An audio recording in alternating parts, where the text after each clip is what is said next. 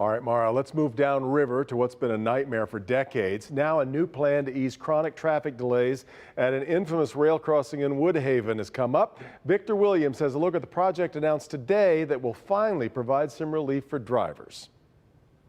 Well, it's been a long time coming for the long trains that usually sit here blocking traffic on Allen Road in Woodhaven. But now there's finally a resolution on the table that will allow drivers to pass by simply driving underneath.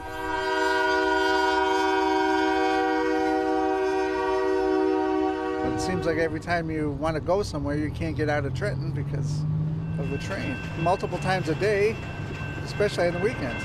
For over a decade, drivers like Vera and Chuck Sinnott in Woodhaven have been complaining about trains blocking traffic, in some cases for hours. Sometimes the trains are excessively long, and there'll even be a stop up at 4th Street, so it really ties the traffic up in this area bad. Fire trucks and other first responders have even had issues coming to the aid of those in need. When an ambulance comes to your house, they don't send one ambulance, they send two, so that they can actually take different routes because they have been tied up at the tracks over the years.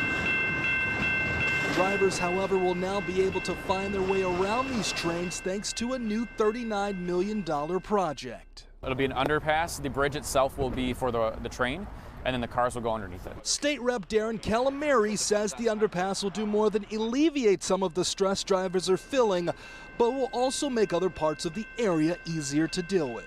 It's going to open up economic opportunity and also make sure that we have public safety be the #1 priority for our residents.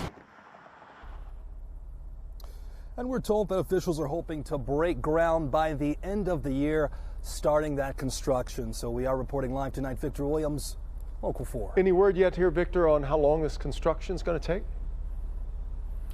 It's going to take a little bit of time, 2 to 3 years, but that's going to be nothing compared to the, time spent that those people had to wait there waiting for that train. Oh, I imagine some of them feel like they waited 2 or 3 years per train. All right, Victor.